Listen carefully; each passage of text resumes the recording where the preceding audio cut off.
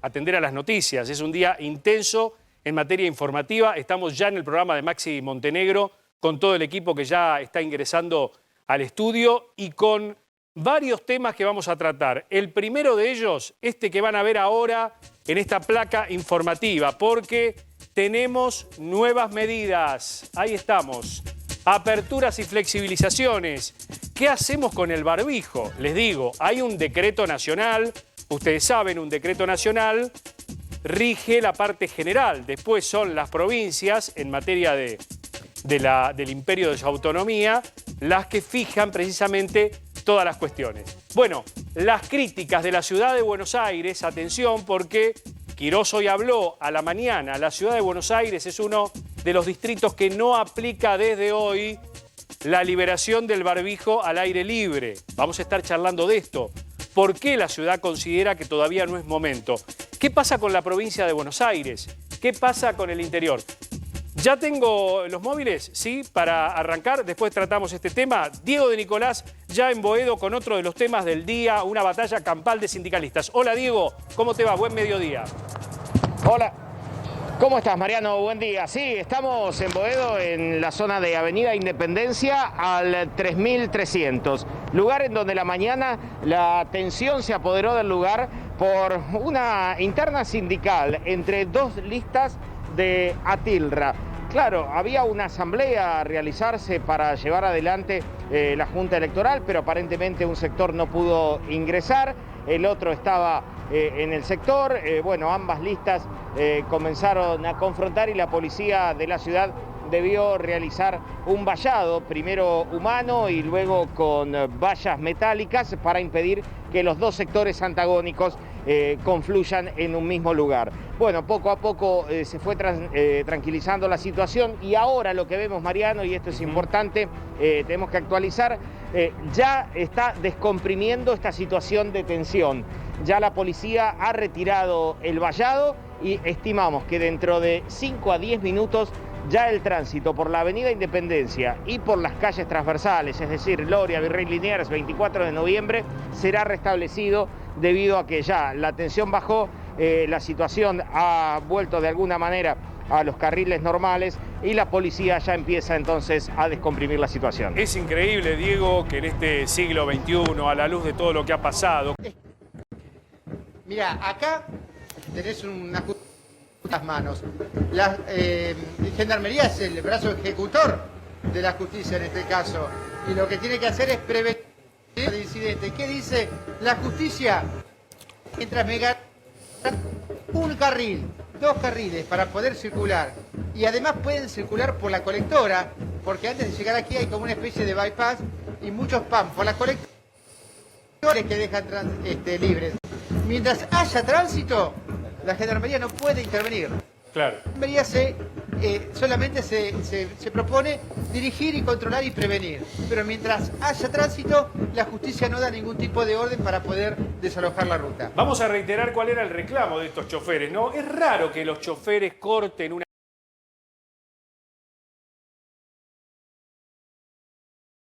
vía tan importante, ¿no? Que se manifiesten así. Generalmente lo hacen frente a las terminales de los colectivos, ¿no? Sí, pero vos fijate que no es la primera vez que este sector, que se denomina autoconvocados, corta este tramo de la ruta de la autopista oeste. Sí. ¿Te acordás de la Liniers? Es lo mismo. ¿Sí?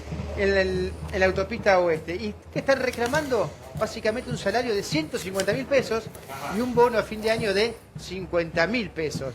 Y además la atención sanitaria para todos los choferes en las cabeceras de las líneas donde se encuentran las distintas cabeceras de colectivo. Pero también forma parte, Mariano, de una interna entre los choferes, entre este sector autoconvocado y la dirigencia encabezada por Roberto Fernández. Bueno, si tenés que circular entonces por la autopista oeste, por el acceso oeste, allí Fabián Rubino te está mostrando con el equipo de A24 que hay carriles liberados, que han logrado negociar, que no está cortado totalmente, así que es una buena noticia en medio de este viernes donde se empieza a complicar el tránsito, como siempre. Fabi, fuerte abrazo. Paciencia y a la vuelta para el otro lado, esperemos. Gracias. Bueno, aquí está parte del equipo.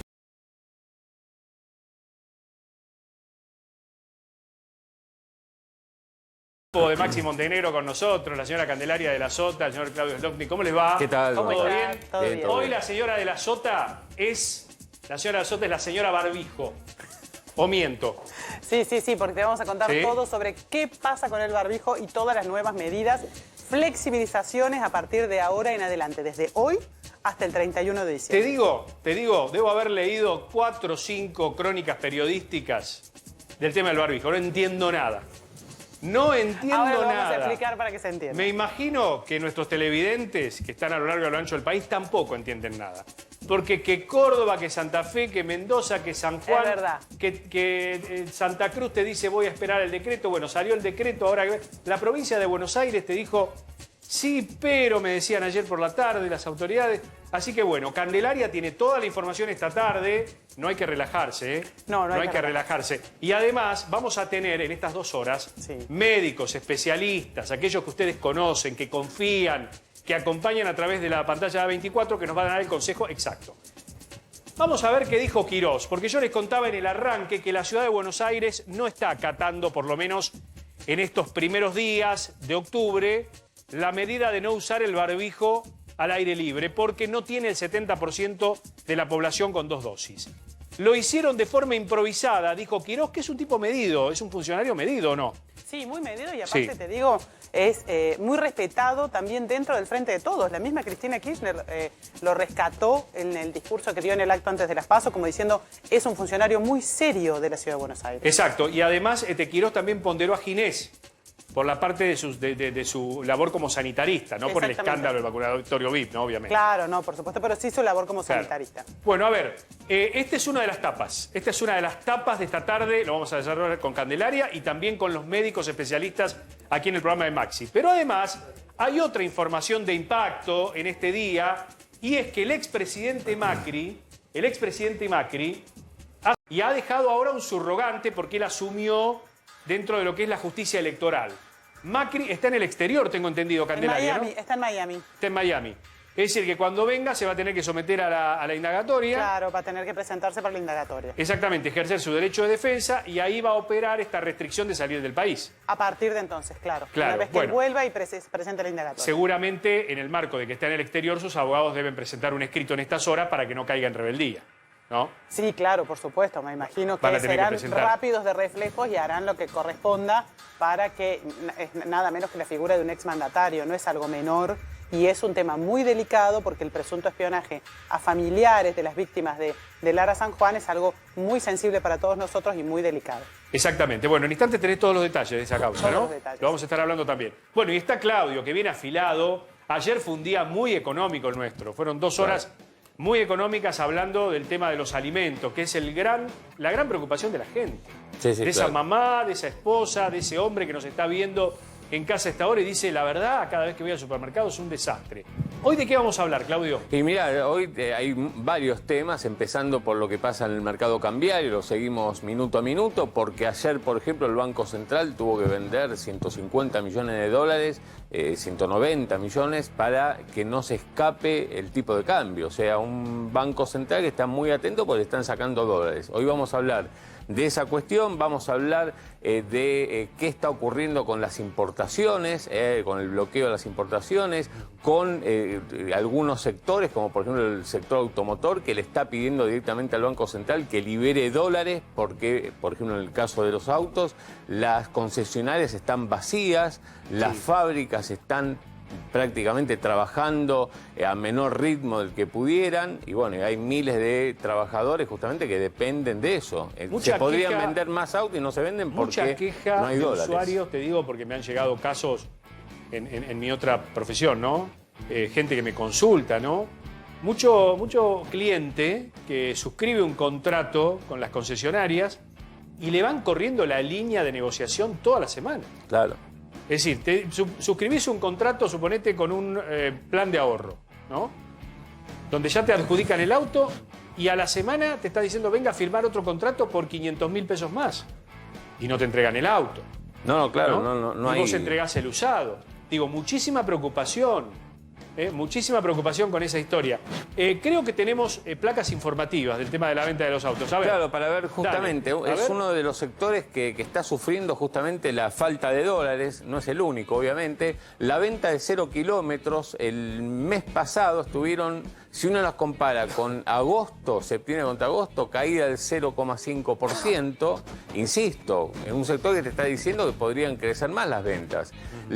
Con respecto al año pasado, septiembre de 2020, la caída fue del 9,5%, o sea, vos fijate, contra un año que digamos que fue plena pandemia, que las concesionarias estuvieron cerradas durante varios meses, con fábricas justamente que no podían recibir a los trabajadores o por lo menos para la totalidad de los trabajadores por la pandemia, hubo un mes en abril, donde la producción de autos fue cero directamente, se fabricaron 0 autos. Bueno, contra ese año tenés incluso una caída, por lo menos en el mes de septiembre. Y fíjate, declaraciones del presidente de la Cámara de ACARA, que es la cámara que agrupa las concesionarias, donde te pinta con crudeza lo que está ocurriendo. Dice, tenemos las concesionarias prácticamente vacías por la falta de unidades para ofrecer, sin vendedores, y hay toda una industria paralizada. Le pedimos, dice ahí, un esfuercito extra al Banco Central,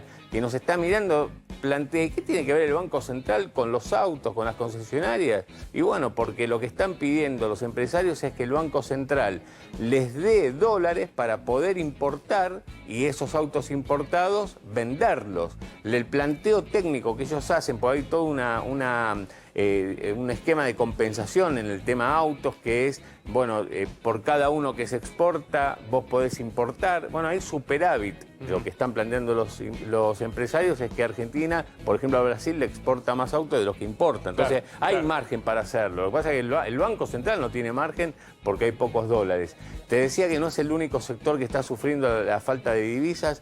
Ahí tenés, cualquiera que hoy va a hacer alguna compra de productos importados o empresarios que van a buscar insumos importados para fabricar productos locales, está sufriendo lo mismo que el sector automotor. Repuestos de autos, faltan neumáticos, no solamente para el transporte liviano, sino también para la maquinaria agrícola. Hay escasez de insumos para fabricar calzados. Hay productos terminados, por ejemplo, la indumentaria, marcas internacionales que están golpeando la puerta del Banco Central porque están esperando que les habiliten importaciones. Bueno, y por ejemplo, hay dentistas que lo que están viendo que no tienen insumos. Y está escaseando el cemento importado por ejemplo, para curarte las caries. Claro. Cuando es importado hay problemas por uno para importar ese cemento. Cuidado porque por ahí se te puede caer si no utilizás el cemento adecuado, ¿no? Hay que tener cuidado. No, por eso.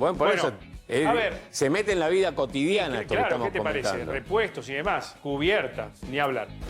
A ver, quiero centrarme en lo que hablábamos ayer. Finalmente Cristina y Alberto Fernández se encontraron en la Casa Rosada. ¿Los vieron? Ustedes que nos siguen, ¿observaron el acto? ¿Vieron la actitud de Cristina? ¿Cómo lo miraba? ¿No? Las muecas, los gestos. A veces la gestualidad habla más que las palabras. Candelaria, ¿cómo lo viste? Vos que tenés ese ojo crítico.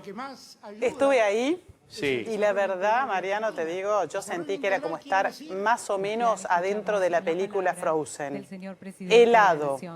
Mucho frío entre los dos. Helado el clima entre los dos. La verdad, muy frío, muy distante. Prácticamente no se miraban. Ella lo comenzó a mirar cuando él empezó a dar el discurso. Por supuesto, estuvo muy atenta al discurso de Julián Domínguez, que estuvo primero, pero después cuando llegó el momento lo miró atentamente y después cuando se retiraron también mucha frialdad entre Alberto y Cristina. Te digo, se notaba mucho. Bueno, vamos a incorporar a esta charla a Federico Aurelio, que es analista político y está vía Zoom. ¿Cómo te va, Federico? Buenas tardes. ¿Qué tal? ¿Cómo andás? Muy bien. Bueno, ¿cómo lo viste vos al acto con la misma percepción que Candelaria? Bueno, yo creo que ahora el gobierno está muy proactivo con actos y con decisiones de gobierno, seguramente acelerando el ritmo de gestión a partir del golpe que tuvo con los resultados electorales. Acá la gran cuestión es en qué medida este tipo de decisiones y actos que está tomando el gobierno nacional pueden llegar a modificar un poco la decisión que tuvo el electorado el 12 de septiembre. No tanto dentro de los que ya tomaron alguna decisión electoral de votar a otro espacio político, que eso va a ser difícil que cambie su voto entre septiembre y noviembre, sino que seguramente debe estar apuntando a dos núcleos, ¿no? En primer lugar, y sobre todo, por lo que representó numéricamente, a los que no fueron.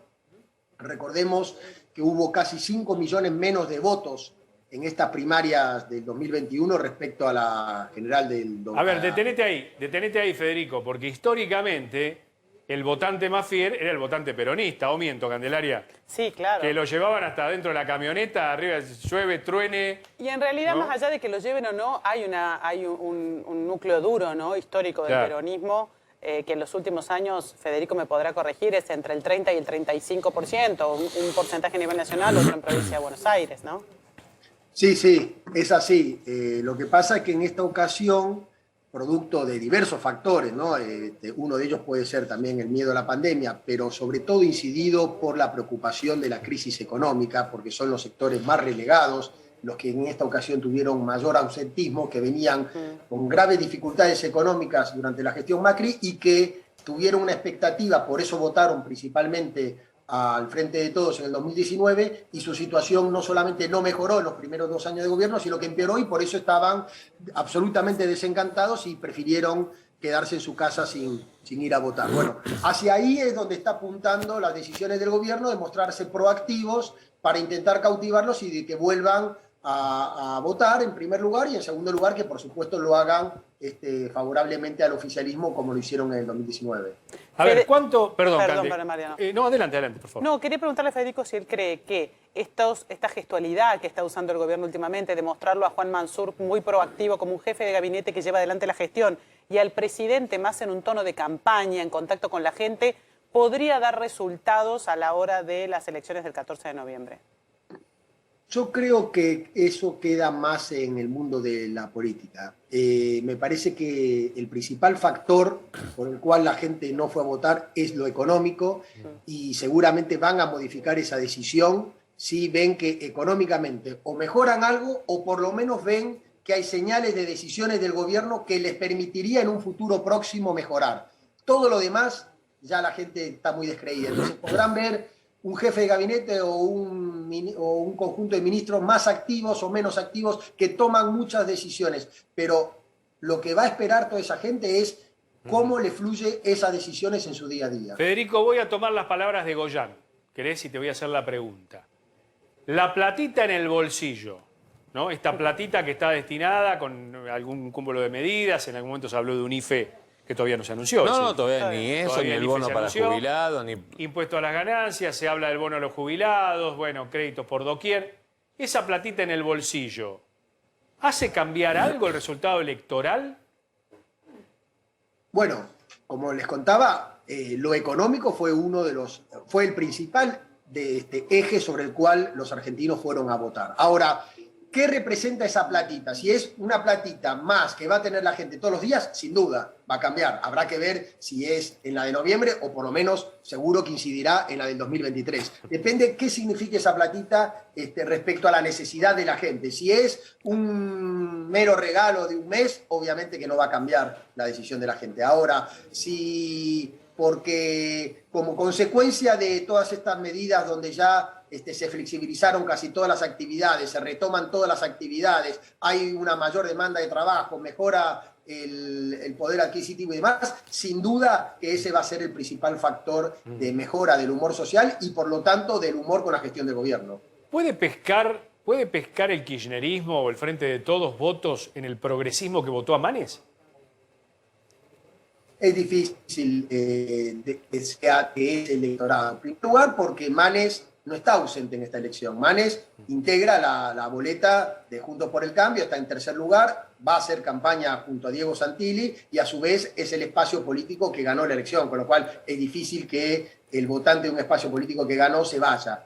Y aparte pero eso requiere, perdón que me meta en el análisis, eso requiere una muñeca, hablando en términos tuercas, una muñeca muy solvente del PRO, de Cambiemos, porque vos ahora tenés sectores progresistas, sectores del GEN, sectores de un radicalismo más estricto que se inclinaron por candidatos como Manes, Margarita, ¿no? Digo, tenés que ser muy suizo en eso, ¿no?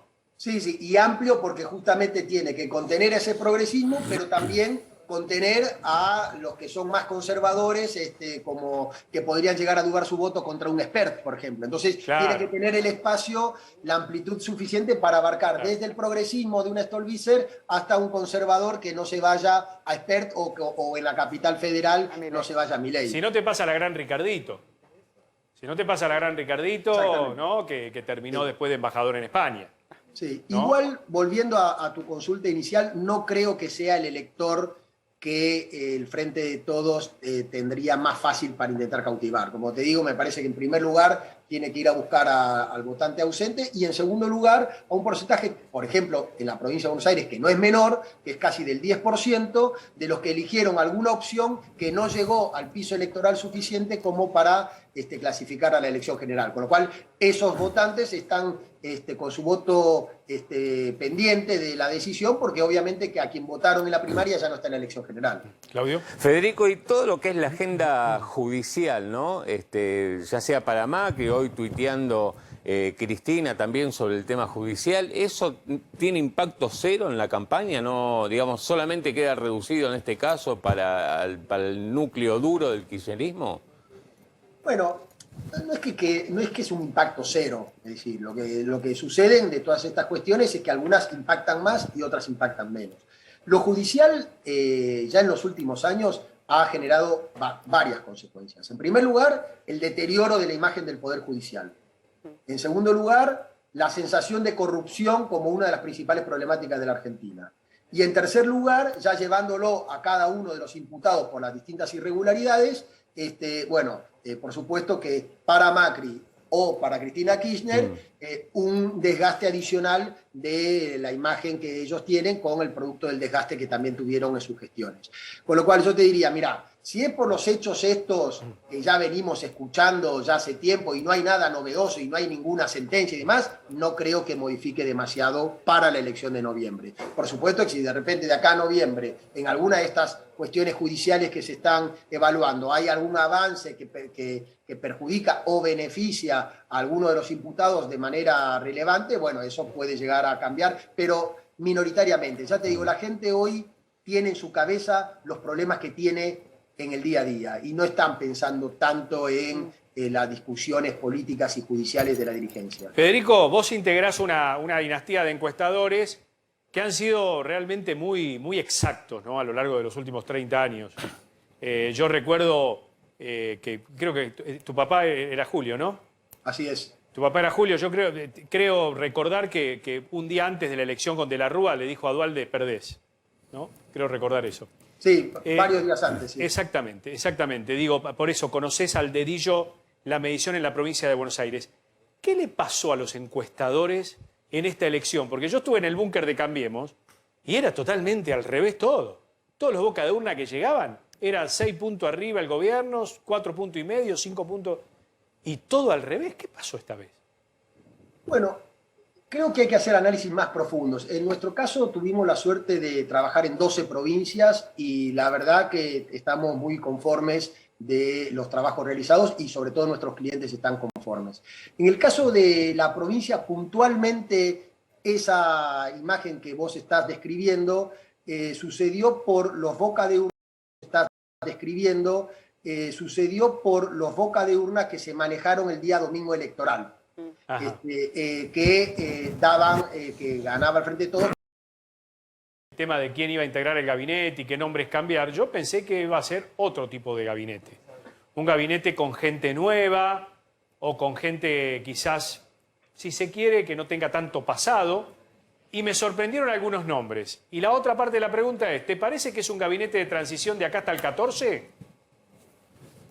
Bueno, yo si es de transición o no lo desconozco porque no soy parte de la decisión de renovación o cambio del gabinete. Yo me imagino que si el gobierno no le va bien en noviembre, es posible que haya alguna demanda adicional de modificación de gabinetes. No sé si de las primeras líneas, pero quizá por lo menos de las segundas líneas, que a lo mejor no se modificaron tanto. Algunos hablan del gabinete económico, ¿no? Guzmán, Culfas, ¿no? Candelaria. Sí, claro, se habla de esos cambios, por supuesto, sí. Atento con esto. Sin duda son ministros con mucha trayectoria y antecedentes, con experiencia específica en las áreas o en distintas áreas de gobierno, que le ha dado un dinamismo al gobierno de lo que tuvo antes, pero como te comentaba antes, creo que eso no va a ser suficiente. Lo que va a ser suficiente para modificar la opinión de la gente es que todos esos cambios, todas esas decisiones derramen en una situación mejor. Si no, todo lo demás va a quedar parte como un show. Muy bien, gracias Federico Aurelio. Fuerte abrazo. Gracias a ustedes. Gracias. 1:30 de la tarde vamos a saludar a Jorge Macri, intendente de Vicente López. También vaya desafío de Juntos en la provincia, unir a las dos listas. ¿Cómo te va, Jorge? ¿Cómo andás? Hola, ¿cómo están? ¿Cómo les va? Muy bien. Buen día. Bueno, ¿cómo están trabajando ahora que ya están casi en campaña, no? Bueno, como vos decís, o hablaban inclusive, creo que el resultado nos sorprendió a muchos. Evidentemente fue un resultado de orden nacional. La gente en general en todo el país le dio un mensaje al gobierno, porque no es que en un lugar, bueno, por ahí algún candidato del gobierno fue peor o mejor, o algún candidato nuestro fue mejor que el de ellos. No fue un tema de campaña para mí. El resultado de la elección demuestra un mensaje de la gente a quien gobierna, ¿no? Si yo como intendente en una elección intermedia pierdo una elección, lo primero que tengo que pensar no es en qué me equivoqué en la campaña, es qué hice mal en el marco de la gestión, porque la gente evalúa mucho eso en una elección intermedia. Y el desafío que tenemos, como vos bien lo planteabas, es cómo unimos la diversidad, porque parte del éxito, que es un éxito de conjunto en todo el país, o sea, lo primero es por qué la gente no votó al gobierno, evidentemente hay un descontento, y segundo, por qué ganamos nosotros, porque probablemente al haber sostenido la unidad después de haber perdido, al haber sido coherentes en líneas de planteos respecto de la educación, los pequeños comercios, la vacunación, muchos temas que seguramente nos permitieron sostener vínculo con la gente nos ve como un vehículo no solo de oposición, sino de alternancia, y por eso nos votaron, pero nos votaron en muchas listas. Claro. En Provincia de Buenos Aires, Diego y Facundo, ¿no? Diego Santilli y Facundo Manes. Que Diego ganó, pero Facundo hizo también una gran elección, pero en Santa Fe 3 listas, en la Ciudad de Buenos Aires 3 listas. Entonces, ahora tenemos un gran desafío que es unir todo eso, pero no corriendo al que salió segundo o tercero, sino integrándolo, o sea, manteniendo la diversidad. Y creo que ese es trabajo que nos toca a muchos de nosotros. En mi caso, como presidente del PRO Provincia, junto con Maxi Abad, que es el presidente de la UCR, tratar de encontrar eso. Ya comenzamos, tuvimos la primera reunión del comité de campaña de los dos candidatos juntos, y esa es la idea, de sostener esta unidad con coherencia, pero también sosteniendo la diversidad. Creo que la gente premió también esto de tener múltiples ofertas. Candelaria. Jorge, el gobierno está haciendo todo lo posible para tratar de revertir la situación, por lo menos en la provincia de Buenos Aires. ¿Qué es lo que creen ustedes que va a pasar el 14 de noviembre? Creo que los dos espacios políticos principales, el oficialismo, el kirchnerismo y nosotros, va a intentar crecer, que es lo que uno siempre hace de una paso a una general, ¿no? Sí. Tratar de convencer, primero, de que quien te votó te vuelva a votar, y segundo, convencer a alguien que tal vez votó a otra fuerza o que no fue a votar. El kirchnerismo me parece que va a ir por el camino habitual de ellos, que es esta lógica de pensar en lo transaccional, ¿no? ¿Qué te doy para que me votes? Y yo creo que mi sensación es que a esta altura eso no alcanza, porque se ha roto un vínculo, o el kirchnerismo ha roto un vínculo con mucha gente que siente que esa promesa corta, que lo transaccional, que tal vez lo tomen, lo agarren, la heladera, el lavarropa, la plata, un IFE o lo que fuera, no alcanza, porque hay algo que nosotros deberíamos reflexionar como argentinos, que sin ninguna duda quien no tiene un ingreso merece o necesita tener plata para poder comer. Ahora, me parece que el kirchnerismo cree que es lo mismo si vos tenés plata en el bolsillo porque te la di que porque te la ganaste. Y nosotros creemos que no. Yo particularmente creo que no. Creo que la gente quiere trabajar, porque en el trabajo, y le pasa a todos ustedes, nos pasa a nosotros, no solo está la plata que te pones en el bolsillo, está el sueño cumplido de sentirte útil, de sentirte valioso, de sentir que haces algo que te gusta, que te hace sentir bien, que volvés a casa y tenés una historia para contar de tu día de trabajo. Entonces me parece que ahí hay algo que está dividiendo a la Argentina, ¿no? Está bien, digamos, asistir, pero no es lo mismo llenarte el bolsillo porque te doy que llenarte el bolsillo porque pudiste hacerlo trabajando. Y hay una lucha de muchos argentinos, que creo que nosotros la expresamos, por recuperar ese país, donde vos puedas tener la plata que necesitas para vivir, pero que además te la hayas ganado, que te sientas lleno y contento y feliz por esa tarea que emprendes todos los días. Y ahora, ¿qué desafío lo van a resolver repartiendo algo? ¿Qué desafío, Jorge, el de la clase política, no solo el partido de gobierno, sino ustedes como oposición, con el número de la pobreza de ayer, ¿no? 40.6.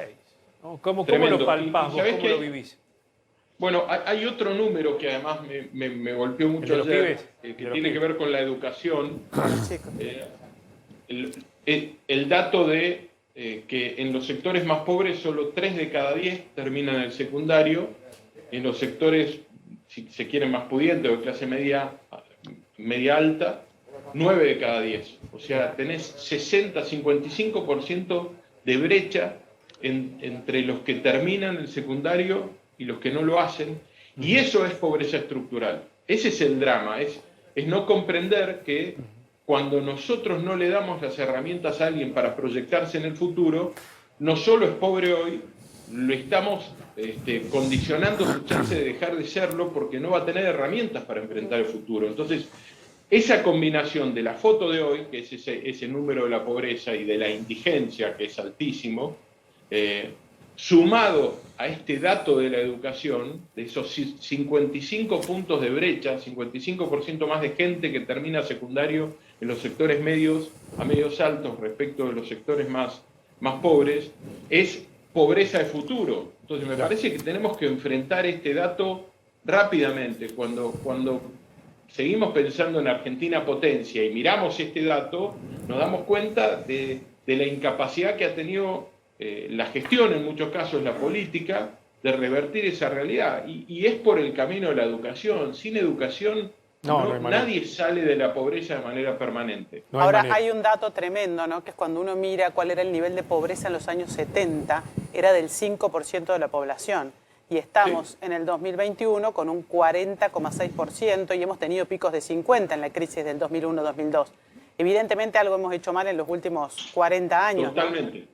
Sin ninguna duda, y todos los que hemos tenido responsabilidad en distinta medida, porque algunos han gobernado mucho más tiempo, pero todos tenemos que analizar qué cosas del pasado no nos han servido, porque además ese número que vos marcás esconde otro dato. Algunos no están en la pobreza por asistencia. Claro. Con lo cual, si yo les quitara eso, serían más. Eso quiere decir que es mucha la gente que no tiene libertad real, porque la pobreza limita tu chance de ser libre. Si vos no podés elegir... Además de tener hambre, ¿no? Tal cual. Bueno, eso es no ser libre. Si yo tengo hambre, ordeno mis prioridades de manera distinta desde el principio. Si no puedo estudiar, si no puedo tener una vivienda digna, si tengo que mentir en un currículum para conseguir trabajo porque el barrio en el que vivo es una barrera para que alguien me dé trabajo, porque la gente no confía en función del barrio en el que vivo. Todas esas son limitaciones a la libertad. La libertad no es solamente andar libre por la calle. La libertad es poder proyectarte hacia el futuro, pensando en un mejor porvenir, sin deberle el favor a nadie, que lo puedas hacer vos solo. Entonces, ese número de pobreza, además, está cruzado por el dato de la asistencia, con lo cual la cantidad de población que no es libre, porque no depende de su trabajo y no se puede proyectar al futuro, es altísima, es dramática. Jorge, ¿cuáles son las 2 o 3 medidas que ustedes conversan en esas mesas allí donde tenés a Margarita Stolbizer, que viene de un sector del progresismo, que inclusive había estado, ¿te acordás?, en el FAP? Tenés a peronistas que estuvieron un poco enojados en la gestión de Vidal, hay el caso de Monzó, volvió, tenés a De la Torre, está el PRO. ¿Cuáles son las 3 o 4 medidas de fondo que decir, hay que hacer esto, hay que ponerse de acuerdo, este es el país que queremos? Bueno, lo primero que construye medidas, viste que siempre en la Argentina hablamos de lugares comunes, ¿no? Políticas públicas, pacto de la Moncloa. En realidad lo que más construye políticas públicas es la alternancia. O sea, que los gobiernos puedan ir cambiando de un partido a otro. ¿Por qué? Claro. Porque si yo siento que puedo ser gobierno dentro de 2 años y me llega un buen proyecto de ley al Congreso, lo voy a apoyar porque quiero tener esa ley vigente cuando sea gobierno. Y si creo que voy a ser gobierno, no voy a poner palos en la rueda ni aprobar proyectos de ley ridículos, inaplicables, porque yo quiero ser gobierno dentro de 2 años. Cuando un mismo espacio político gobierno durante demasiado tiempo, no hay políticas públicas, porque esa alternancia es parte de la construcción de acuerdos que se deben de plasmar en leyes, en quiénes son nuestros socios en el extranjero. Pero nosotros hemos propuesto algunas que para mí son muy concretas. A mí me gustó una de las propuestas que hizo Diego Santilli en la campaña, y que en realidad adherimos todos en juntos, que es cambiar el régimen laboral para los nuevos empleos. Los derechos que ya están en ejercicio, ahora necesitamos generar entrada y rotación y la posibilidad de que la gente entre y logre trabajo de manera más simple, más parecido al régimen de la construcción, por ejemplo, y quitarle cargas sociales a los nuevos empleos de jóvenes hasta 35 años, que durante 5 años quien le da empleo, porque ¿qué pasa hoy? Se le está dando empleo en negro. Y tampoco pagan cargas sociales, pero lo estamos precarizando. Esa persona ni siquiera puede contar que tiene un empleo. Sí, entonces, esa es una de las medidas concretas, específicas, que creemos que en las que podríamos avanzar. Hace 10, 11 años ya que la Argentina no crece en el empleo en blanco. No es que el sector privado no ha generado empleo, es que no lo ha blanqueado. Entonces, si esta es la realidad, porque las cargas sociales son altísimas, y el empleador tiene miedo además al juicio, etcétera. Bueno, primer empleo hasta 35 años, 5 años sin cargas sociales. Y después avanzar en un régimen que le quite temor a la pyme del juicio laboral. Lo más habitual que yo escucho en el conurbano, en el interior de la provincia, es: y yo por ahí podría darle laburo a 2 o 3 más, pero ¿sabes qué? Tengo miedo al juicio.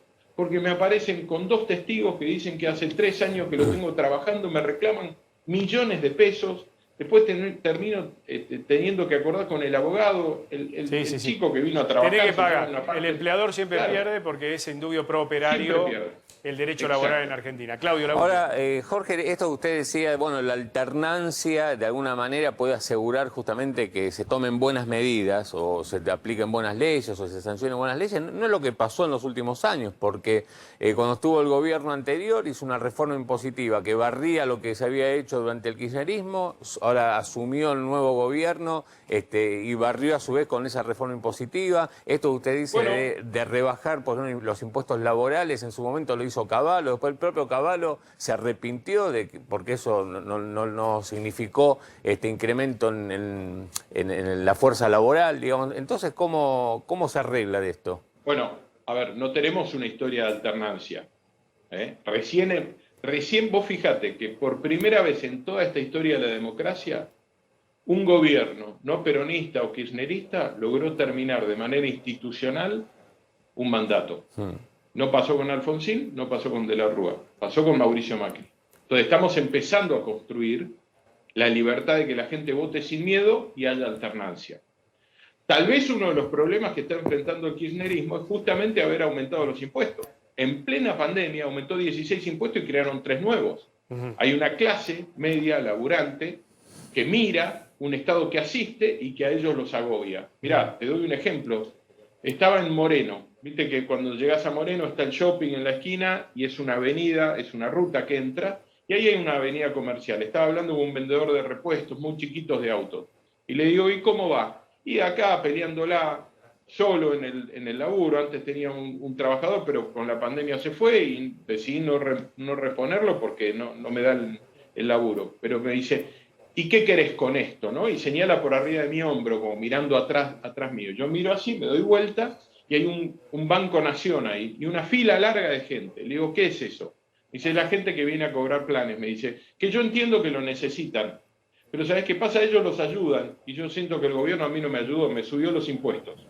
Y siento que este gobierno quiere que yo esté allá pidiendo. Y yo quiero estar de este lado, laburando. Me dice, y es más, es probable que muchos de los que están allá enfrente quieran estar como yo, laburando, no pidiendo. Jorge. Entonces, tal vez uno de los problemas que tuvo el gobierno en esta elección fue justamente que tiró para atrás algunas de las reformas, metió más presión impositiva a sectores que venían muy dañados y la gente se está manifestando en las urnas. Jorge, ¿Vos sabés que me parece que Durán Barba está asesorando al gobierno? No sé, mira, te voy a mostrar un video, mira. Quiero que lo veas y le diga, mira, ¿ustedes no timbreaban? Miren no logro ver lo que está miren, al aire. Miren quién timbrea, mira, escuchá. Miren quién timbrea, mira. ¿Tenemos audio? Ahí va. Lindísima reunión, donde pudimos hablar de todos los problemas que tienen los vecinos. Y a mí me importa mucho escucharlos. Es un momento de escucharnos un poco. El presidente... Gracias. En un lugar de la provincia de Buenos Aires timbreando, hablando con los vecinos. ¿Qué me contás, Jorge? Ojalá sea en serio. Acá en Ensenada, en Punta Lara. Si es de verdad le va a venir bien, porque me parece que hay una parte de la historia que no se la cuentan o no la conoce o no la está viendo. Con lo cual, a mí me parece que siempre es bueno romper los entornos, escuchar a la gente. Como intendente uno lo hace habitualmente, es más fácil. Si es de verdad, si no es para un videíto, si no fue un montaje de campaña, bienvenido. Bueno, mirá, y tenemos otro donde está reunido con vecinos, mirá. Ahí lo tenés, te lo voy relatando si vos no lo ves. Ahí está. Ahí lo veo, lo estoy viendo. Ahora sí. Bueno, ahí está, con vecinos. Muy parecido a lo que han hecho ustedes durante todos estos años, ¿no? No, el tema de la visita sorpresa. En fin. De nuevo, sí. Mariano, yo siento que tenemos un gobierno nacional y provincial que hace ya 2 años prácticamente que lo único que hace es describir la herencia y describir el problema de la pandemia. Y la verdad es que cuando vos te presentás a un cargo ejecutivo, no estás para describir, estás para transformar realidades. Prácticamente que lo único que hace es describir la herencia y describir el problema de la pandemia. Y la verdad es que cuando vos te presentás a un cargo ejecutivo, no estás para describir, estás para transformar realidades. Muy parecido a lo que han hecho ustedes durante todos estos años, ¿no? No, el tema de la visita sorpresa. En fin. De nuevo, sí. Mariano, yo siento que tenemos un gobierno nacional y provincial que hace ya 2 años... Es decir, en la calle normalmente se puede circular sin barbijo, mantenemos el barbijo para estar en los lugares cerrados. Acá tenemos la placa, los tapabocas ya son necesarios solamente cuando estamos al aire libre, perdón, cuando estamos en lugares cerrados, no cuando estamos al aire libre, pero dejó a cada provincia y cada jurisdicción la posibilidad de decidir. Después seguimos con las placas. Vamos a incorporar al doctor Fernando Sichero, que está aquí con nosotros. ¿Cómo te va, Fernando? ¿Qué tal, Mariano? Bienvenido. Gracias, y el doctor Jorge Hefner, que está también por el Zoom. ¿Qué tal, Jorge? Mariano, ¿cómo andás? ¿Qué tal? ¿Cómo están? ¿Cómo están ustedes? Pero muy bien. Bueno, acá, el dúo, a ver, Junta Médica. Esta primera impresión del decreto que nos relataba Candelaria. ¿Qué riesgo tenemos? A ver, primero, Jorge, vos que estás allá, dale. ¿Cómo no? No, mira, el asunto es así. Yo la verdad que hubiera mantenido la necesidad de uso de barbijo. Evidentemente, en un momento de baja circulación, tenemos 15 veces menos circulación en relación al pico de junio.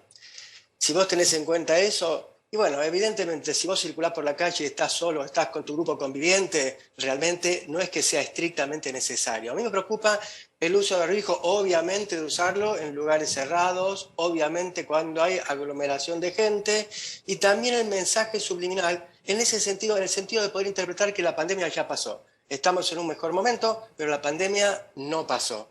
Y más que el barbijo, no sé si después querés retomar el tema, a mí lo que más me preocupa son las autorizaciones para las reuniones masivas. Ahora vamos a eso. En lugares cerrados. Ahora vamos a eso. Doctor Sichero, barbijo, al aire libre. Me parece que en realidad la disposición del ministerio a través de la ministra, me parece que a esta altura no hay que decir a la gente lo que debe hacer para cuidarse. Y la gente, la verdad, que tiene que ser mucho más viva que el gobierno y me parece que se tiene que seguir cuidando. Primero, porque el barbijo es la manera más eficaz, es la más barata y es la que, al tener el barbijo, uno genera automáticamente el distanciamiento con el otro. Por el tema de al que al no tener la cara descubierta, la empatía es diferente. Claro. Entonces, esos tres, en un país subdesarrollado como esas 3 medidas con el barbijo son excelentes. Y lo segundo, que yo no me canso de repetirlo, si yo opero a un paciente del corazón, somos 14 personas dentro del quirófano, todas con barbijo. ¿Y para qué nos ponemos el barbijo? Para no contagiar al paciente. a no ser que el paciente tenga una infección, por ejemplo, tuberculosa, y nos tengamos que cuidar. Pero si no, hace 30 años que yo me pongo el barbijo para no contagiar al paciente. Por lo tanto, el barbijo también, para una sociedad madura como la Argentina, es un acto solidario hacia el otro. Bien. A ver, otra medida, Candelaria. ¿Vamos a la próxima placa? La siguiente medida, vamos a ver. Bueno, obviamente esto sigue vigente. Todos los casos positivos o sospechosos o de contacto estrecho con alguien que haya tenido COVID no podrán circular. Esto continúa tal cual hasta ahora, hasta el 31 de diciembre. La próxima, vamos con la próxima, a ver. Bueno, acá hay un tema bastante polémico. Y acá vamos a debatir con los doctores, a ver. Viajes de egresados, viajes de estudiantes y viajes también, ya lo vamos a ver en la siguiente placa, de grupos, por ejemplo, de jubilados. Pero puntualmente de egresados, porque sabemos que los jóvenes, si bien hay muchos sectores que ya están vacunados, algunos de los menores de 18 todavía no se avanzó mucho con la vacunación. No. ¿Qué pasa con los viajes de egresados, sobre todo de los chicos del secundario? Se va a poder organizar el viaje cuando tengan 2 dosis de vacunas, cuando esté garantizado que todo el grupo tiene 2 dosis, es decir, una vacunación completa, y esto tiene que ocurrir 15 días antes de que inicie el viaje, y además se tienen que hacer un test. El test es de antígenos, no es de PCR, los doctores nos van a decir la diferencia de la seguridad de uno y de otro, pero con un test de antígeno hecho 48, 72 horas antes del viaje y otro test a la vuelta. En caso de que no tuvieran el esquema completo de vacunación, esto es, que tengan una sola dosis, a la vuelta tendrían que hacer un aislamiento y volver a hacer el test a los 7 días. Bien, a ver, Jorge Hefner, ¿cómo lo ve, doctor, esto de los viajes de egresados?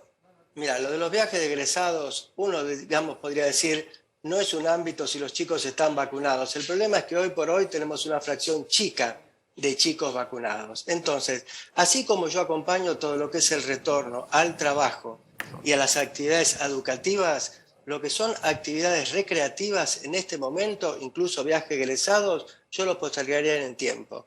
No tenemos una gran circulación, pero en la Argentina ya hay 400 casos de variante Delta, que es muy, muy contagiosa. Yo sería más precavido en lo que son actividades recreativas, que incluye viajes egresados. Jorge, doctor Sichero.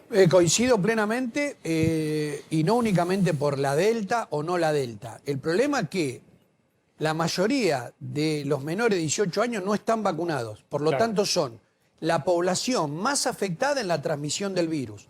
Si encima yo sé que las vacunas que están dando en Argentina, porque no está dando la Pfizer, tienen un 90% de eficacia, quiere decir, a cada 10 chicos menores de 18 que yo vacune, uno no va a estar, aunque lo vacune, no va a tener inmunidad. Se puede contagiar igual. Y una cosa que me diga que se contagie en la casa o un grupo reducido de amigos, y otra cosa que se contagie en un boliche en Bariloche, donde va a haber 500 chicos bailando juntos. O sea que no es que la garantía de que estén vacunados en esta etapa les dice que no van a poder contagiar, porque uno sabe que no hay ninguna vacuna que es 100% efectiva. Quiere decir que es un riesgo, le ponemos un signo de pregunta al tema del viaje de egresado. En esta etapa es un riesgo. El viaje de egresado es un riesgo. Bueno, a ver, Candelaria, hay más medidas. Sí, hay otro tema. El doctor decía recién justamente, bueno, ahí tenemos los viajes de jubilados. En el caso de los jubilados se les pide el esquema completo de vacunación que haya sido complementado 14 días antes de iniciar el viaje. Aquí puede ser un caso diferente porque la mayoría de las personas mayores están jubiladas y en general son grupos más chicos y no van a ir a boliches a bailar. No, van al casino. Pues eso puede ser, sí, hay que tener mucho cuidado. Sí, es verdad. Claudio. Sí, claro. Van y juegan al casino y te puedes contagiar. Sí, olvídate, a mi abuela le encantaba. Claro, pero, por eso te digo. Pero el punto es que lo que decía el doctor nos remite a la que seguramente es la siguiente placa, que tiene que ver con justamente lo que va a ocurrir en los boliches, en las discos. A ver. Porque no hablamos solamente de lo que puede ocurrir en Bariloche en viajes de egresados. ¿Qué pasa aquí? Que ya pueden abrir con un aforo del 50%, es decir, utilizando el 50% de la capacidad total de un lugar cerrado, obviamente se les pide vacunación completa de nuevo, que hayan recibido la última dosis de vacuna 14 días antes de ingresar al boliche y el boliche tiene que ocupar solamente el 50%. Ahora, son lugares cerrados y corremos el mismo riesgo de lo que decía el doctor recién, que puede ocurrir en un boliche en Bariloche, aquí en Buenos Aires o en cualquiera de las ciudades donde están funcionando las discos de Bueno, a ver, doctor Hefner, ¿estamos preparados para los boliches o no? No, No, no estamos preparados para los boliches, además no hay controles de ventilación efectiva en los boliches y una aclaración en relación a las vacunas.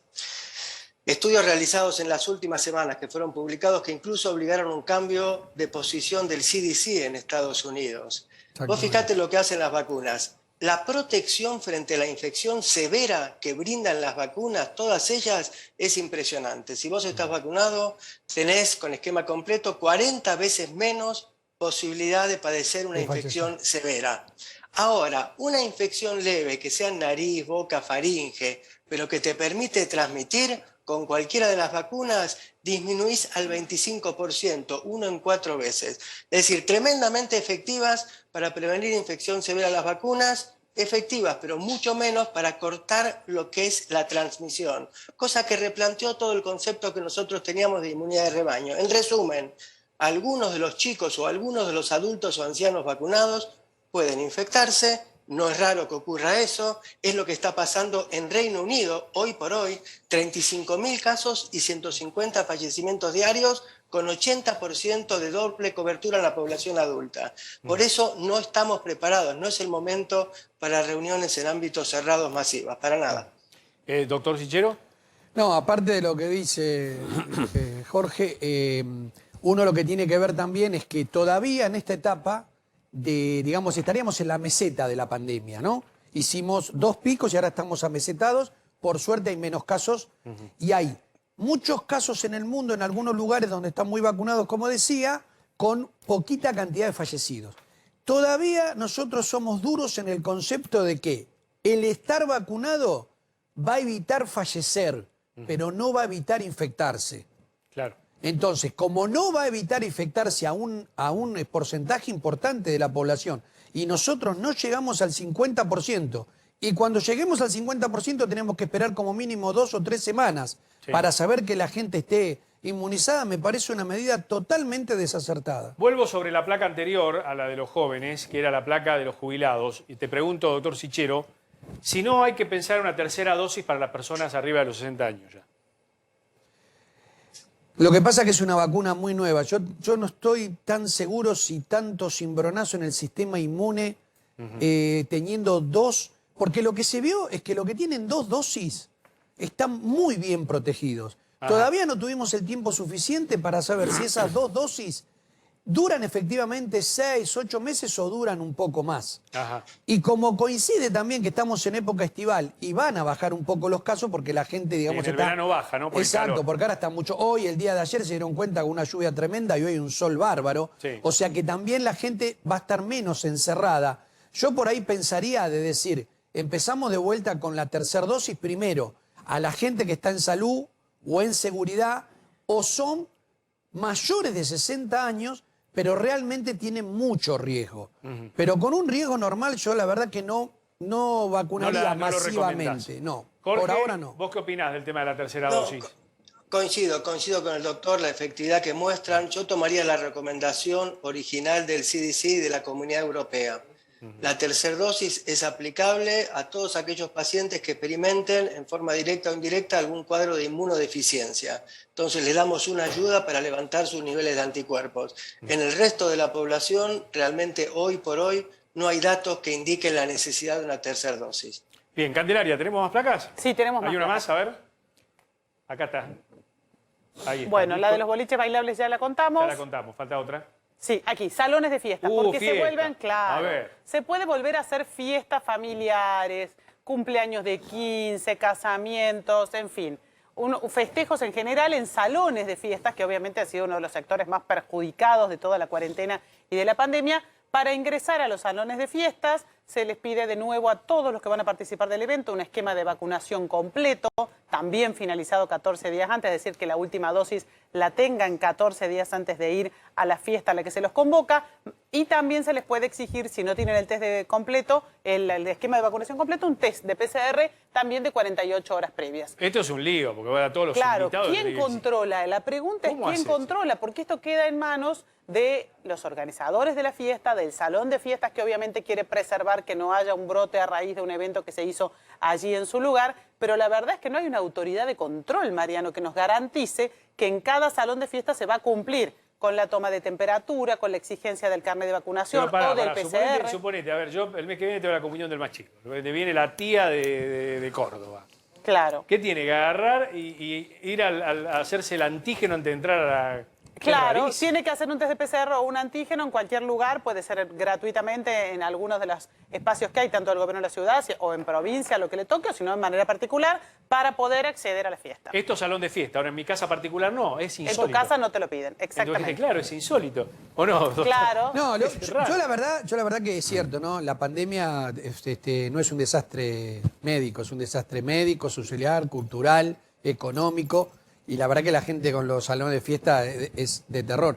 Pero mi sugerencia diría, si esos en general manejan el catering, la verdad, y viene una época de buen tiempo, ¿por qué no transfieren esas fiestas organizadas por el salón de fiesta, pero en lugares abiertos? Sí, pero no todos los lugares abiertos son cercanos, no es tan fácil. No, está bien, pero así es imposible controlar. Sí, me parece, no, así es imposible. No sé. Aparte de una fiesta de 15, los chicos, con todo el mundo bailando. No, claro. ¿Cómo haces? Claro, y un casamiento, viste, que te revolean para arriba. Pero te revolean para arriba. Yo la verdad que... Jorge, ¿vos qué opinás? No, yo opino lo mismo, coincido plenamente. Por eso te digo, en términos de recreación masiva, yo sacaría el pie de acelerador y sería más conservador mientras avanza la campaña de vacunación, que está avanzando a un buen ritmo. Y no, lo que es educativo y laboral sí, lo entiendo como una necesidad, aunque involucra un riesgo, vayamos. El resto yo sería mucho más precavido. Bueno, tenemos una última placa, Candelaria. Sí. A ver.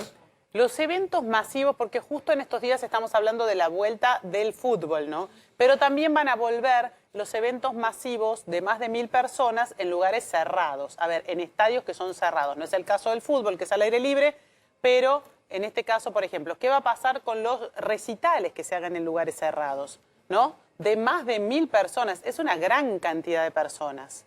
Bueno, ¿cuánto van a poder usar del máximo de su capacidad? De nuevo estamos en el 50%. De nuevo se va a pedir el control del carnet de vacunación que todos tenemos cargado en la aplicación del celular. Y eventualmente también se puede pedir test de PCR en caso de que no tengas el esquema completo de vacunación, que hay mucha gente que todavía no lo tiene completo. ¿Cómo haces con el tema del pogo, el campo? Suponete esto es un recital, ¿no? Imposible. Está postergado el recital de la vuelta del Soda Stereo, ¿no? Sí, desde está el año postergado. 2019, digo. ¿Puede volver ese tipo de eventos? Bueno, una cosa son los eventos al aire libre, que igual en ese caso, obviamente, aclaremos, el tapabocas sigue vigente. Claro. Si vas a ir a un evento como un partido de fútbol, un recital al aire libre, de mucha gente, tenés que mantener el tapabocas siempre presente, la distancia, Claro. el alcohol en gel, la limpieza con agua y jabón y demás. El problema es qué pasa cuando se hacen en lugares cerrados. Imaginemos en cualquiera de los muchos estadios que hay aquí en la Ciudad de Buenos Aires que no son al aire libre, son Claro. cerrados y tienen gran capacidad. Bueno, ¿cómo se garantiza que más de 1000 personas tengan la vacuna correspondiente o el test? Los estadios cerrados que fueron habilitados como para hacer shows tienen entre 15.000 y 20.000 personas. La mitad, digamos, implica que van 10.000 personas a un show. Entonces es mucha gente para el lugar cerrado, me parece. Bueno, a ver, Jorge, ¿qué tenés para decir de los recitales? Que no se hagan. Lamento si aparezco como amargado, pero que no se hagan por un tiempo. Te planteo una comparación que estudiamos justo la semana pasada con colegas del exterior, Reino Unido y España. Los dos, excelentes campañas de vacunación, 80% de cobertura con 2 dosis. 35.000 casos en Reino Unido, 3.000 casos por día, ¿por qué 10 veces menos en España? España fue mucho más conservadora en las aperturas de estos lugares recreativos. Reino Unido abrió absolutamente todo. Esas son las consecuencias. ¿Quiénes son el 70% de los que se están infectando en Reino Unido? Chicos en escolaridad primaria y secundaria. Bueno, muy bien, Jorge, gracias por este contacto con nosotros, ¿eh? No, que tengan muy buen día. Gracias a ustedes. Un fuerte abrazo. Hablaba recién del tema de la escolaridad. Vos sabés que hay 100 jardines maternales que recibieron apoyo económico, ¿no? Porque estuvieron sin trabajar. Claro, sí, 53.4 millones, ¿no? Esto lo hizo el gobierno de la ciudad, los jardines maternales, claro, porque nadie llevaba a los chicos al jardín maternal. No, claro. Imposible, uno de los sectores más perjudicados. Exactamente. Bueno, Doc, redondeo de todas estas medidas, ¿qué te parece a vos? No, me parecen apresuradas, la verdad que... Todo apresurado. Todo apresurado porque, digamos, todo el mundo criticó del otro lado, ¿no? Una cuarentena casi feroz, 1 año y medio sin clases, recién ahora el Poder Judicial empieza a trabajar, empezaron también el tema del Congreso, que todavía no saben si van a ir o no, y todo lo que es nacional y popular lo liberaron como si no hubiera pasado nada. Claro. La verdad que 5.000, 7.000 personas en Estados Unidos, por ejemplo, o en otros estadios de fútbol en Alemania, o para el básquet o para el fútbol americano, bueno, ellos tienen la estructura para pedirle a todo el mundo que esté vacunado. Jorge, ¿para vos es electoralista todo esto?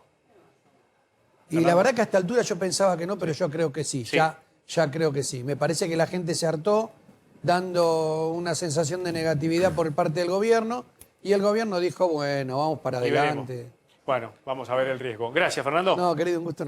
Muy amable, gracias. Bueno, atención, a las 14:07 minutos, atención a lo que le vamos a presentar porque la vicepresidenta Fernández de Kirchner hizo una denuncia, ¿no? Trató de republicanos de Morondanga, ¿no?, a Juntos por el Cambio porque dice, Cristina, que buscan garantizar la impunidad de Mauricio Macri. Vamos a escuchar el video, a ver. ¿Se puede escuchar ese video? ¿Lo escuchamos? Mirá, ¿ves para qué quieren Macri, Larreta y Vidal más legisladores? Además de sacarte la indemnización, dice Cristina, por despido, quieren garantizar la impunidad de Mauricio Macri. La legisladora Lu Cámpora lo explica clarito. 3 minutos 24 segundos imperdibles. Tuiteó Cristina Fernández en su cuenta. A ver. ¿De qué se trata esto? Porque ayer la legislatura porteña aprobó una norma que le da al Tribunal Superior de Justicia de la Ciudad de Buenos Aires la capacidad de revisar causas y le da poderes que están por encima de la justicia nacional. Ajá. Entonces lo que se dice es precisamente que están haciendo esto para salvarlo a Mauricio Macri de la causa en la que está involucrado por el correo argentino. Pero escuchemos el video de lo que dice la legisladora. A ver. Doctora. De que estemos discutiendo un proyecto sobre audiencias y notificaciones digitales en el cual de repente se incorporaron 2 artículos que modifica el procedimiento, la norma de procedimiento ante el Tribunal Superior de Justicia. Para ser claros, estamos intentando, según este proyecto, habilitar que se puedan recurrir fallos de la justicia nacional ante el Tribunal Superior de Justicia porteña. Entonces me puse a repasar cómo viene funcionando esto que ya de hecho viene haciendo el Tribunal Superior de Justicia de la ciudad. Y cuando repaso cuáles son las causas en las cuales esto se implementa, me encuentro, por ejemplo, en el fuero laboral con estas 2 causas. Reparto ya sobre queja por recurso de inconstitucionalidad denegado y reparto ya sobre queja por recurso de inconstitucionalidad denegado. Esto es pedido ya apelando a un fallo de la Justicia Nacional que reconoce los derechos laborales de los trabajadores y trabajadoras de pedido ya. Me encuentro también con una causa que es Legislatura de la Ciudad Autónoma de Buenos Aires sobre queja por recurso de inconstitucionalidad denegado. Esta legislatura recurre al TCJ también para contrariar una resolución de la Justicia Nacional que nos condena por un acto de discriminación laboral. Y acá está la verdad de la milanesa. En el fuero comercial, las causas en las que se pide el recurso ante el TCJ por resoluciones de la Justicia Nacional son la causa Correo Argentino sobre queja por recurso de inconstitucionalidad, SOCMA Americana sobre queja por recurso de inconstitucionalidad. Y ahí es donde, señoras y señores, nos damos cuenta que este proyecto tiene nombre y apellido. Es Mauricio Macri, SOCMA, Correo Argentino, y la finalidad es garantizar la impunidad de Mauricio Macri para que sea juzgado no en la Justicia Nacional, sino en el Tribunal Superior de Justicia de la ciudad. Y claro, ¿cómo no va a querer que lo juzgue el TCJ si ahí puso a todos sus amigos? Santiago Tamendi, juez del Tribunal Superior de Justicia porteño, fue viceministro de Justicia de Mauricio Macri. Weinberg de Roca, jueza del Tribunal Superior de Justicia de la ciudad, candidata de Macri a procuradora de la Nación. Bueno, también podríamos mencionar al fiscal general Maíquez, a quien intentamos citar esta legislatura y esta legislatura se resiste, integrante de la mesa judicial. Entonces, ¿saben qué? ¿Por qué no traen directamente, se asinceran y nos traen el proyecto con los fallos escritos, garantizando la impunidad de Mauricio Macri, que ese es precisamente el objetivo que tiene el proyecto que estamos discutiendo hoy? Sincerémonos, ya que juegan al pádel con los jueces, ya que ponen a sus amigos en los tribunales y traigan directamente los fallos que quieren que dicten y así por lo menos somos más sinceros en la discusión. Y en esto, bueno, vamos a tener dentro de poco acá en el recinto también un integrante de esa mesa y que mucho nos va a poder contar, Darío Nieto, quizás tenga mucho para esclarecernos. Por ahí quiere entrarnos el pliego de Darío Nieto también para el Tribunal Superior de Justicia, Pablo Cluseras, también integrante de la mesa judicial, llamativamente candidato de la Franja Morada en la lista de graduados de la Facultad de Derecho. La verdad, Franja Morada, gente ha visto mucho para lamentar en relación a algunos de los principios que decían defender. No bastardeen la autonomía de la ciudad. Asincérense que lo que están haciendo con este proyecto es garantizar la impunidad de Mauricio Macri en una causa por la que nos viene estafando a todos los argentinos y argentinas hace más de 20 años, que es la del correo argentino y la quiebra, y dejen de poner a esta legislatura y a la justicia de la ciudad de rodillas ante su espacio político. Llama mucho la atención el absurdo de que... Ahí estamos. Decí, yo te digo algo. Bueno, el presidente del Colegio de Abogados de la Ciudad de Buenos Aires, Jorge Rizzo, dijo que es vergonzosa la decisión de la legislatura que agregó otra instancia a los procesos.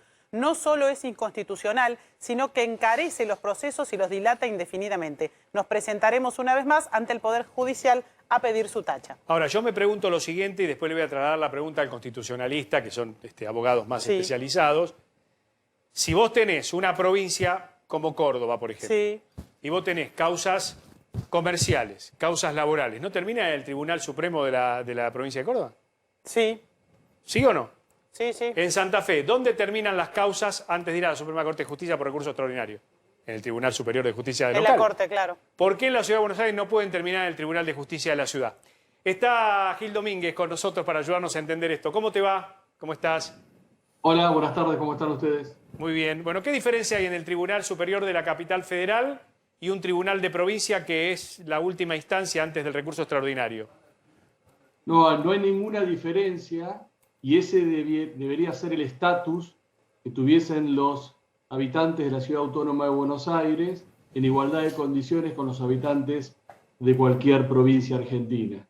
El problema es que para llegar a este punto es necesaria una ley del Congreso o un acuerdo interjurisdiccional que sea aprobado tanto por el Congreso como por la legislatura de la Ciudad Autónoma de Buenos Aires.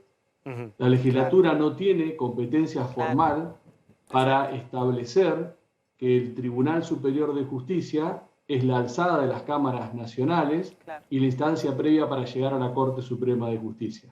Aunque ese es el norte al cual debemos arribar, la transferencia de toda la justicia nacional a la Ciudad de Buenos Aires en su totalidad, y que el Tribunal Superior de Justicia sea la instancia de revisión. Pero no solamente por cuestiones formales, porque la Constitución de la Ciudad Autónoma de Buenos Aires es una de las constituciones más modernas, abiertas, que tiene la República Argentina. Entonces, que los justiciables tuviesen la oportunidad de revisar el derecho civil, el derecho penal, el derecho laboral, el derecho comercial, a la luz de la Constitución de la Ciudad de Buenos Aires, le daría a los habitantes de la Ciudad de Buenos Aires un plus en la interpretación y en la garantía de sus derechos. Doctor, entonces, para dejarlo en claro, para que esto se pudiera poner en marcha necesitarían hacer una reforma de la Constitución de la Ciudad de Buenos Aires, es decir, llamar a una convención constituyente en la Ciudad de Buenos Aires y modificarla, ¿no? No. Para que esto pudiese proceder, basta con una ley del Congreso, por ejemplo, una ley orgánica que establezca la competencia y jurisdicción de la Corte Suprema de Justicia y determine que el Tribunal Superior de Justicia es el máximo tribunal de la causa a los efectos del recurso extraordinario, o bien un convenio interjurisdiccional celebrado por la Ciudad de Buenos Aires y el Estado Nacional donde se estableciera este mecanismo. Esas son las dos vías, no hace falta reformar la Constitución. Bien. No, porque en sede local no se tiene competencia para determinar de manera unilateral esta cuestión. Esta cuestión la tiene que resolver el Congreso de la Nación o ambas jurisdicciones acordando que es el mecanismo que han utilizado para la transferencia de ciertas competencias de la justicia nacional a la Ciudad Autónoma de Buenos Aires, la justicia de la Ciudad Autónoma de Buenos Aires. Mira, acá Cristina Kirchner dice que esa ley es inconstitucional y sí, y además escandalosa, pero ya la aprobaron con su mayoría automática en la legislatura de Cava. Y ojo, porque estos republicanos de Morondanga ahí se están a un solo legislador de poder modificar la Constitución. Cuando habla de modificar la Constitución, está hablando de la Constitución de la ciudad. De la ciudad. De la Ciudad Autónoma de Buenos Aires. Sí, Ciudad Autónoma de Buenos Aires. Sí, porque la legislatura tiene la capacidad de sancionar una ley de necesidad de reforma de la Constitución local. No puede, bajo ningún punto. Ahora, desde lo fáctico, vamos a hablar, desde lo fáctico, volvamos al punto de inicio. que la Ciudad de Buenos Aires tenga su tribunal superior como última instancia para todo lo comercial, laboral, penal, para velar por el debido proceso, es legítimo.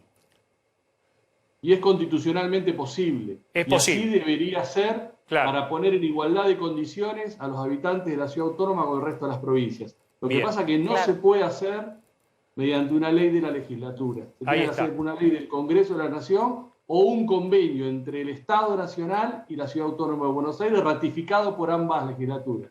Ahí es donde queda claro que la Ciudad de Buenos Aires no es exactamente lo mismo que una provincia, porque en una provincia se hace un proceso diferente.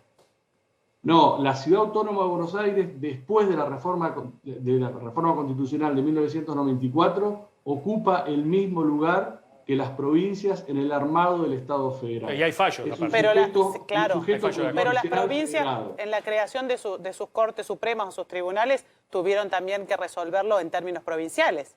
No tuvieron que hacer un convenio con la Nación, ¿o sí? No, lo que pasa es que las provincias fueron preexistentes o territorios nacionales transformados en provincias. La ciudad de Buenos Aires tiene un estatus muy particular porque es una ciudad autónoma y a su vez es la capital federal. Tiene una doble naturaleza. Por eso tiene una situación especial, pero que ocupa el mismo lugar y el mismo espacio que las provincias. De hecho, tiene diputados que representan al pueblo de la Ciudad de Buenos Aires y senadores que representan a la Ciudad de Buenos Aires en el marco del federalismo en igualdad de condiciones que las provincias. Y el fallo último, el tema de la educación, ratifica también todo el imperio de su autonomía. En ese fallo la Corte ratifica esta idea, que la ciudad es un sujeto federal constitucionalizado a la par de las provincias. Andrés, gracias.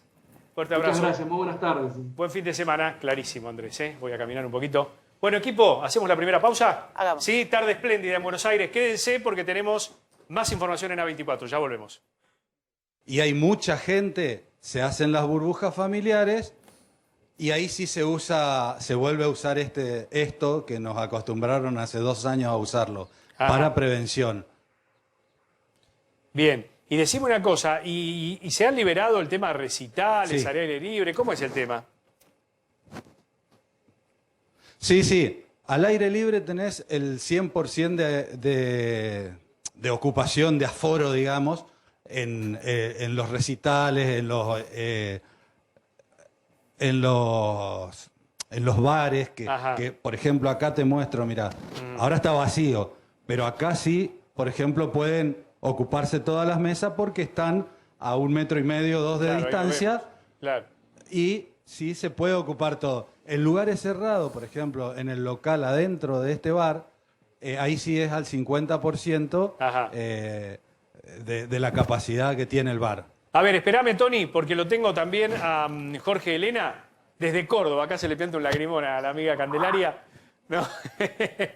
Hola, Jorge, ¿cómo te va? ¿Cómo andás? Mariano, querido vos, muy buenas tardes a todo el equipo. Y como estás viendo, acá en la provincia de Córdoba es como el agua y el aceite. Las medidas del gobierno nacional totalmente distintas a la medida del gobierno provincial. Y vamos por otro camino y continúa la obligatoriedad del uso del barbijo, tanto en espacios cerrados como en espacios abiertos. Esto que tengo en cuenta, por lo menos va a continuar esto hasta el 10 de octubre. De acuerdo a la situación epidemiológica en esa fecha, veremos si el barbijo va a seguir siendo obligatorio o no en los espacios abiertos. Por ahora sigue todo igual. Estas medidas rigen desde el lunes pasado. A diferencia de lo que anunció el gobierno a partir de hoy, 1 de octubre, bueno, desde el lunes pasado, Córdoba adhiere a que va a seguir con la obligatoriedad toda la provincia, todo el territorio provincial, con el uso del barbijo. Sí, con algunos cambios y flexibilizaciones también que les permite de alguna manera a los sectores comerciales y turísticos a empezar a moverse, a tener expectativas más que positivas de cara a la temporada de verano. Por ejemplo, los locales gastronómicos pueden trabajar con un aforo del 70%, con una capacidad de hasta 8 personas en cada mesa. La apertura de la circulación es hasta las 3 de la mañana en la provincia de Córdoba. Y otro dato es que, por ejemplo, las reuniones familiares, vos te juntás y se permite por lo menos hasta 20 personas. No está habilitado como en otras provincias que ya pueden hacer reuniones familiares sin números, sin tener en cuenta el aforo, ¿no? Candelaria. Jorge, ¿qué expectativas hay? Vos decías recién que esto puede ayudar obviamente el sector gastronómico y turístico. ¿Qué expectativas hay de cara al fin de semana extra largo que vamos a tener del 12 de octubre, que habitualmente Córdoba es uno de los destinos más buscados? Mucho, sin lugar. Córdoba es uno de los destinos más buscados. Mucho, sin lugar a dudas, con decirte que los puntos turísticos, los destinos turísticos como, no sé, Villa General Belgrano, Villa Carlos Paz, Mina Clavero, Tras las Sierras, todo eso dentro de la provincia, que van de distintos puntos a otro de los destinos turísticos, pero a partir de eso, y a partir, como bien vos me preguntabas, el fin de semana extra largo, ya hay mucha gente que va a venir de otras provincias y ya el sector gastronómico está preparado para tal. Acá el punto que decirte, volvieron los boliches a Córdoba, ¿eh? Claro. Se vuelve a bailar el cuarteto, ya se permite... Eso te quería preguntar. Se vuelve a los boliches, pero ¿se hacen esos recitales de cuartetos masivos? Esos sí, típicos de clubes. Los bailes de cuarteto que se llaman las tertulias. Bueno, exactamente. Sí, los famosos bailes. Estos ya empezaron, en principio arrancaron con el formato burbujas. Había burbujas donde venían hasta 10 personas y a partir de eso ya se podía bailar. Ahora ya se terminó con el formato burbujas, se permiten los bailes con un aforo de hasta 1000 personas, con un aforo del 70%. Y cuando es mayor a ese número, el aforo es del 50%. Pero hay que tener en cuenta que esto ya ha permitido también las presentaciones de muchos grupos cuarteteros tradicionales, típicos de nuestra provincia, que ya empiezan a poder presentarse en los distintos clubes, en distintos lugares que están específicamente preparados para este tipo de bailes, ¿no? A ver, quédate, Jorge, le pregunto a Tony Conesa. ¿Bailes en Chaco hay o no? ¿Alguna peña? ¿Tenemos ya, Tony, o no? Sí, Mariano. Es con un aforo del 65%. Tenés que tener el pasaporte Chaco, que se lo tramita por la web. Es el permiso que da el gobierno provincial. Sí, ya se comenzó con los bailes, los bares, los pubs y todo lo que sea fiesta. Bien, buenísimo. Gracias, Tony. Gracias, Jorge. A los dos, ¿eh? Un fuerte abrazo. Un abrazo grande, chicos. ¿Querés que le pregunte, Mariano, mirá, la gente acá está sin barbijo en los bares, ya disfrutando de lo que es el libre barbijo, digamos? Un toque, a ver. ¿Qué te parece esta medida de no usar más barbijo? Y volvemos a nacer. ¿Qué te parece? Después, volvemos a la normalidad. Exactamente. Para mí, lo mejor que hago. Respirar aire, con el barbijo no se puede. Se camina mejor, se hace las actividades normales. Normal, volvemos a estar en la normalidad. Así que re bien, gracias a Dios, la verdad. Bueno, bien. Gracias. Así es, Mariano, excelente. La gente se encuentra, la verdad, bastante contenta con esta medida. Gracias. Te digo, hubo solamente 224 casos activos. Y en el hospital de mayor complejidad que hay, no solo en la provincia del Chaco, sino en todo el nordeste, que es el Hospital Julio Cecilio Perrando, queda solamente una persona internada con COVID. Mirá vos, qué buen dato. Gracias, Tony. Un abrazo grande a toda la gente del Chaco. Hasta la próxima, Mariano. Gracias. Bueno, 14:34 minutos. ¿Estamos para la última pausa? Sí, claro. Vamos, así vamos. Ya volvemos con todos ustedes con este día fantástico en Buenos Aires.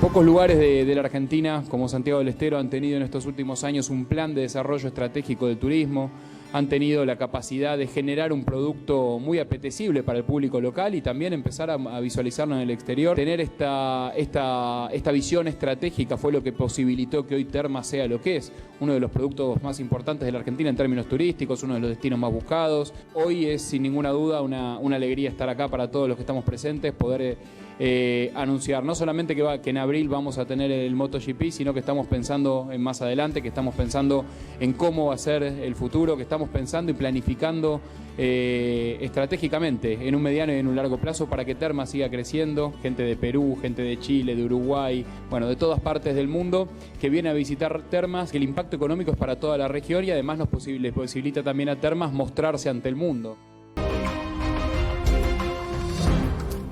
Bueno, minutos finales del programa de Maxi Montenegro. Seguramente el próximo lunes va a estar aquí con todos ustedes. Nos vamos a ir a los Estados Unidos, ¿les parece? Sí. Vamos. Claudio Candelaria, está el amigo Adrián Sack. ¿Cómo te va, Adrián? ¿Qué tal?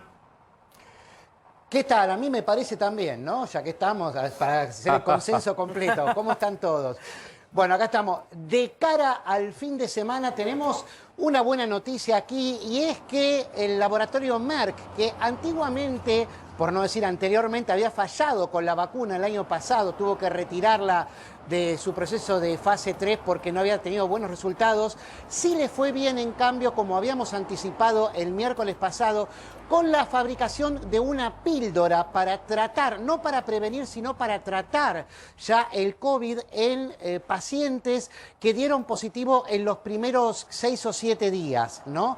O sea, es para pacientes leves a moderados. Y los resultados de fase 3 de los estudios con estas píldoras cuya sustancia, cuyo medicamento es el molnupiravir, han dado muy buenos resultados. Tendría, en comparación con aquellas personas a las que se le administró un placebo, una efectividad del 50%, que vos decís, parece bajo al lado de lo que estamos acostumbrados a escuchar de las vacunas, que siempre hablamos de una efectividad del 90-95%. Sí. Bueno, pero en este caso esto es contra el placebo y a los pacientes que se le administró, a la mitad de los 775 que se le administró, solamente hubo un 7.3% de pacientes que necesitaron hospitalizarse y ninguna muerte, ¿no? En comparación con lo que se le administró el placebo, donde sí fallecieron 3 personas. Entonces, teniendo en cuenta esto, se le pide a la FDA, al máximo organismo regulatorio, su aprobación, que se la podrían dar, atención, en solamente 15 días. Es mucho más rápido que el proceso de aprobación de una vacuna porque se trata de un medicamento no para prevenir, sino para aplicarle a la gente que ya está enferma. La buena noticia es que ya se fabricaron 10 millones de pastillas para hacer tratamientos. Estos tratamientos duran unos 5 días a razón de 2 píldoras por día. Y que se van a empezar a fabricar masivamente en la India, con lo cual podría llegar muy rápidamente al resto del mundo y a un costo más bajo que la única droga que hay para tratar hasta ahora, que son los anticuerpos monoclonales que se aplican a través de inyecciones y que son muy costosos, cerca de $2.000. Estos tratamientos costarían $700, siguen siendo caros, pero aquí en los Estados Unidos se administrarían de manera gratuita y en la India podrían cortar a una fracción estos costos, ya que se trata de una droga con autorización de emergencia, es decir, que tendría un carácter similar a la mayoría de las vacunas, menos la de Pfizer, ¿no? Que tiene autorización definitiva, que es experimental y serían cargo los gobiernos, ¿no? Por eso. Así que, bueno, da esperanza esto en cuanto a que puede ser un tratamiento muy interesante, complementario a las vacunas. Siempre dicen que no se dejen de vacunar, aunque existan pastillas ya, ¿no? Que ayuden a controlar y a curar el COVID, pero que esto puede servir también para aquellos que están vacunados y que dieron positivo y que tienen muchas más posibilidades de sobrevida que aplicándose o tomando estas pastillas solamente. A ver, Claudio, ¿vos querías hacer una pregunta? No, eso, querías justamente conocer un poco el costo digamos, cuando vos decís $700 el tratamiento, que hay que entender por eso, digamos, ¿cómo es el suministro de esa medicación? ¿O cómo sería?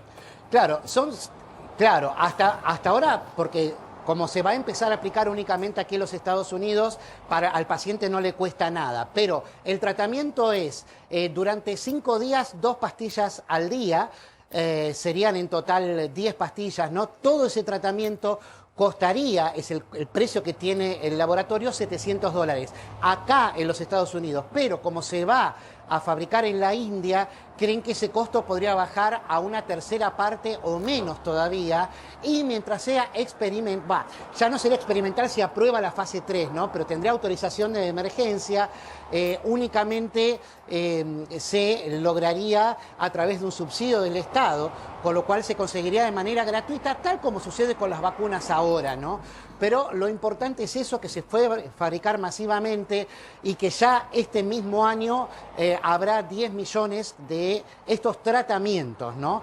O sea, de cursos completos de tratamiento, y que el año que viene podrían inundar, digamos, el mercado con estas pastillas que, atención, no es solamente este laboratorio Merck el que las está probando y que van a pedir autorización, sino también Pfizer, y en Europa el laboratorio Roche, conocido en Argentina como Roche, y Novartis también. Están todos muy cerca, ya hicieron todos estudios. Merck es el primero que está pidiendo autorización, pero como va a haber varios, la competencia seguramente va a hacer abaratar los costos también. Y otro punto importante que había olvidado es que no hace falta que haya un doctor administrándotelos, ¿no? La idea es que este tratamiento evite la hospitalización. Es decir, que un doctor, si querés, te la prescriba, pero al tratarse de pastillas se pueden tomar en la casa. Entonces, de esa manera evitas la hospitalización. Ese es el objetivo de justamente este medicamento. Adrián, ¿hubo algún avance en el tema del Sputnik en las últimas horas o sigue todavía todo prohibido como lo venimos charlando? Bueno, todavía, como sabemos, es preliminar. Siguen discutiendo la CDC y el gobierno qué criterio va a tomar. Ayer, por ejemplo, anoche hubo una conferencia de prensa de la coordinadora del Departamento de Estado de los Estados Unidos en la lucha contra el COVID global, que se llama Gail Smith. Y que ante la insistencia de la agencia de noticias rusa TASS, que quería saber justamente si acá van a considerar al Sputnik como una vacuna válida para admitir a todos los viajeros que quieran ingresar a partir de noviembre aquí en los Estados Unidos, dijo que efectivamente el criterio que se está discutiendo, en ese criterio es muy importante que una vacuna esté autorizada por la Organización Mundial de la Salud, que es un sello aprobatorio que todavía la vacuna Sputnik no tiene. Entonces, esto nos da una pista de que efectivamente van a seguir las recomendaciones de la CDC y van a considerar que las vacunas que van a ser válidas aquí, o sea, que van a tener los turistas o todos los que quieran ingresar, tienen que tener el sello de validez de la Organización Mundial de la Salud, que son todas las vacunas, menos la Sputnik, menos la CanSino y menos la vacuna Covaxin, la India. Ajá. Después las demás, las otras 7, sí están autorizadas. Están autorizadas. Sí. Vos sabés que uno de los titulares de los diarios digitales aquí en Argentina a esta hora es un tema del que se va a hablar en estos días, y es que a partir del 1 de noviembre no se realizarán más testeos de COVID al ingresar aquí a la Argentina. Digo, ¿esto en Estados Unidos cómo es hoy? No, aquí se van a mantener. De hecho, lo único que tenés que hacer hoy para ingresar aquí a los Estados Unidos es tener un PCR o test de antígenos, dependiendo de la aerolínea también, negativo, con 72 horas de máximo de antigüedad, ¿no? No más con una vacuna, como les decíamos recién, aprobada por la OMS. Gracias, Adrián. Un gran abrazo. Buen fin de semana. A ustedes. Gracias, Adrián Sack desde los Estados Unidos. Bueno, atenti porque octubre viene con aumento, ¿no, Claudio? Y es la típica, ¿no? Cambia el calendario y se vienen incrementos en distintos rubros en algo que justamente la inflación, el gobierno no logra encontrarle la vuelta. Hubo un leve descenso, una desaceleración de la inflación en los últimos meses. Venimos del 4,8 allá por marzo. El mes pasado habría cerrado cerca de 3%, pero octubre arranca otra vez con aumentos. Las prepagas, por ejemplo, incremento del 9%, es el segundo aumento de 3%, que hubo un acuerdo ahí entre las empresas y el gobierno para aumentar en total 27%. Bueno, este es el segundo incremento, 9%. Las expensas, también para aquellos que viven en edificios de departamento, tendrán en promedio, se estima, un aumento del 5%, después depende de los servicios justamente de cada inmueble, pero esto tiene que ver con el ajuste de salarios de los porteros, digamos, ¿no? Porque hubo un aumento, recordemos, del 35% hasta el mes pasado, hubo un ajuste del 10% adicional. Y bueno, este incremento, digo, el 5% promedio, tiene que ver con ese incremento salarial. Igualmente me parece que dentro de lo que es el organigrama o los números de las expensas, el sueldo de los encargados no es lo más grave que tiene. Vos tenés ahí el tema reparaciones, que los proveedores te cobran cualquier cosa. También es cierto. Te cobran cualquier cosa los proveedores. Bueno, ahí tenés que distinguir, ¿no?, entre expensas ordinarias y extraordinarias, porque las extraordinarias es para las reparaciones grandes, Sí, ¿no? después el gas te sale muy caro también. Sí, yo hace unos el gas años... de los servicios comunes también te sale carísimo. Es cierto lo que vos decís, digamos, porque además el costo de los servicios no es algo fijo en Argentina, sino que ahora hace 2 años que están congelados, después veníamos de incrementos muy fuertes y eso impacta obviamente en las expensas. Había hecho una investigación para saber cuál era el impacto del salario de los encargados de edificio en las expensas. Y me había dado que dependiendo del inmueble entre el 40 y 45%. Por eso acá yo mencionaba el 5% promedio, porque tiene que ver con esa relación histórica, si se quiere. Pero después, como vos decís, depende de la utilización, de los servicios que se den en cada inmueble. Yo te digo, cada reunión de consorcio donde vos tenés que planificar todas las obras que tenés que hacer en un edificio, realmente terminan en la nada. Porque los proveedores pasan cualquier precio. Claro. Y encima no hay garantía de los trabajos. Te arreglan una terraza, después se vuelve a ver filtrar y no hay garantía. Es decir, te vuelven a romper todo el rompepepe. Claro. Todo en los edificios. Digo, después dicen que no hay changa, después dicen que no hay trabajo, pero, loco, necesitamos un poco de solidaridad. Ahí es donde necesitamos el verdadero pacto social o el contrato social. Pero la inflación tiene que ver Ahí necesitamos un contrato social. Pero la inflación, el proceso inflacionario tiene que ver con lo que vos estás diciendo y la pérdida de referencia de precios, porque cuando nosotros hablábamos acá que si ni siquiera vos podés decir hay un único precio para un paquete de fideo, un paquete de arroz, en cadena de supermercados que están en un mismo barrio, imagínate el costo para arreglar una terraza de edificio. No hay referencia, no se sabe. Más desregulados y sin referencias. Y bueno, por eso. Entonces, y eso tiene que ver con una inflación del 50%. Bueno, entonces, ¿encargados qué más viene? Encargados, prepagas, los colegios privados, 4,5, 4,6%, y atención con este dato, alimentos. Ajá. Que no está el número porque hay que renegociarlo a partir de la semana que viene, por 2 vías.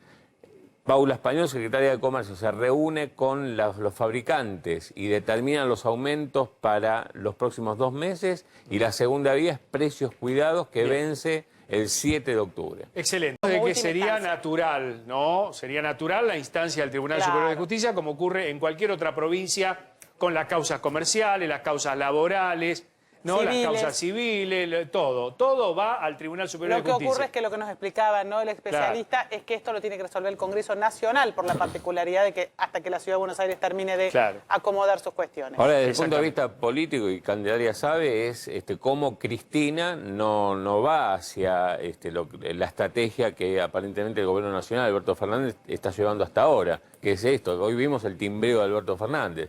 Cristina, más que la buena onda, el timbreo, la reunión con los vecinos, tiene esta agenda propia que es la justicia, ¿no? Avanza con eso y ir contra Macri. Perdón, ¿alguna vez no la tuvo? No, pero por eso te digo, la novedad es que no la tuvo. No se pliega la estrategia. Durante un año y medio de pandemia la agenda fue judicial. Claro, pero parecía, digamos, por lo menos hasta ahora, y después de las pasos, pareció cambiar, Se ¿no? reparten los roles, ¿no? Señores, este comentario corre absolutamente por mi cuenta.